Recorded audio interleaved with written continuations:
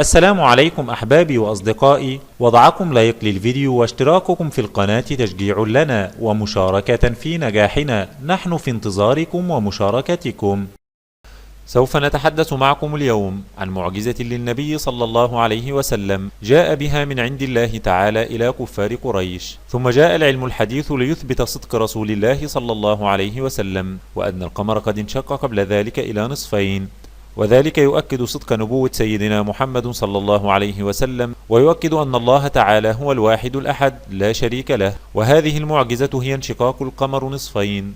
فقد جاء كفار قريش إلى النبي صلى الله عليه وسلم وقالوا له: لو كنت نبيا حقا فشق لنا هذا القمر نصفين نراه بأعيننا الآن، واجعل نصف القمر فوق جبل الصفا ونصفه الثاني فوق جبل المروة. فلما رأوا ذلك قالوا: سحرنا محمد.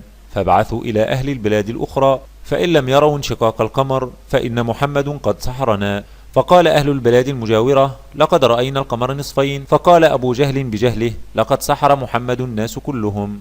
فأنزل الله تعالى قرآنا يتلى يعيب على الكفار عنادهم وإصرارهم على كفرهم، فقال تعالى: اقتربت الساعة وانشق القمر، وإن يروا آية يعرضوا ويقولوا سحر مستمر، وكذبوا واتبعوا أهواءهم، وكل أمر مستقر، ولقد جاءهم من الأنباء ما فيه مزدجر، حكمة بالغة فما تغني النذر. وقد أثبت هذه المعجزة علماء أمريكيين صعدوا إلى القمر فوجدوا حزاما من الصخور المتحولة تقطع القمر كله، فتعجبوا ثم بحثوا في ذلك فتأكدوا أن القمر قد انشق قبل ذلك، وعلموا أن انشقاقه تم في عهد سيدنا محمد صلى الله عليه وسلم، وكانت معجزة جاء بها من عند الله تعالى ليثبت أنه صادق في كل ما جاء به من عند الله تعالى. اشترك معنا في القناة ليصلك كل جديد ومفيد.